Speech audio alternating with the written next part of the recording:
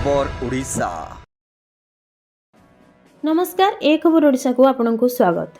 सोरो रे अनुष्ठित होई जाईची जातीय युव दिवस उत्सव 2025।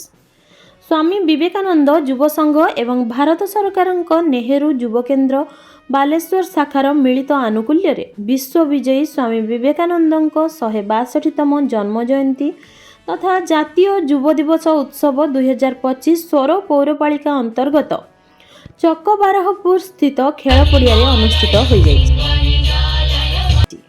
सकाळे अनुष्ठित होइतिबा मिनी माराथन रे सोरर मान्यवर विधायक माधव धड़ा जोगदे कार्यक्रम को विधिबद्ध भाव में उद्घाटित करथिले।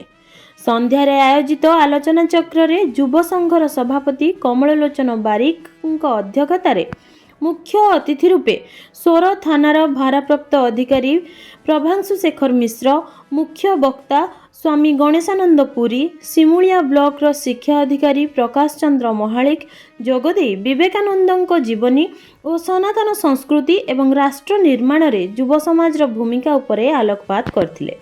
एही अवसर रे अतिथि मानक द्वारा युवक संघर वार्षिक मुख्यपात्र निवेदिता उन्मोचन होइथिला। मंच परिचालना करथिले युवक संघर कोषाध्यक्ष विश्वरंजन साहू। एही कार्यक्रम रे माराथन एवं विभिन्न प्रतियोगितार विजयी प्रतियोगी माननकु उपस्थित अतिथि माने पुरस्कार प्रदान करथिले। ओडिशा सरकारक संस्कृति विभागरु आसीथिबा कलाकार माननक द्वारा परिवेशित सांस्कृतिक कार्यक्रम रे दर्शक माने विमोहित होइथिले। युवक संघ पक्षरु युव वैज्ञानिक डॉक्टर चिन्मय कुमार करंकु को कृष्णचंद्र कर मेमोरियल युव सम्मान प्रदान करा जायथिला।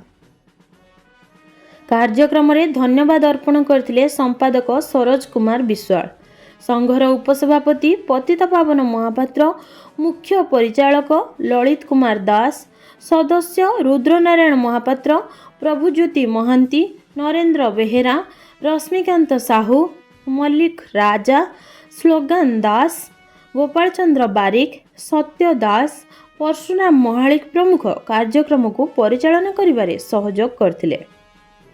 ब्यूरो रिपोर्ट, ए खबर ओडिशा। जदि ए पर्यंत आम चैनल को लाइक शेयर आउ सब्सक्राइब करना ताहले तुरंत लाइक शेयर आउ सब्सक्राइब करंतु।